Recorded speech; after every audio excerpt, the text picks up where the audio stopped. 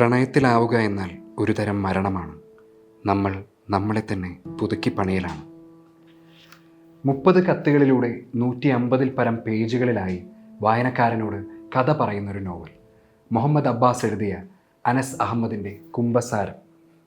കത്തുകളിലൂടെ കഥ പറയുന്നു എന്നത് കഥ പറച്ചിലിന് പരിമിതിയാവാതെ ഒരു സാധ്യതയായി കണക്കിലെടുക്കുന്നുണ്ട് എഴുത്തുകാരൻ.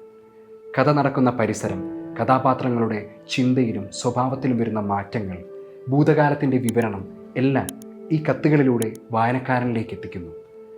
അനസ് അഹമ്മദ് സമീറയ്ക്കയച്ച കത്തുകളിലൂടെ പ്രണയവും കാമവും കുറ്റബോധവും ചതിയും വിരക്തിയും പ്രതീക്ഷയും ഒറ്റപ്പെടലും ജ്വലിക്കുന്ന ആഗ്രഹങ്ങളും ഭയവും എല്ലാം വായനക്കാരന് അനുഭവിച്ചറിയാൻ കഴിയുന്നു.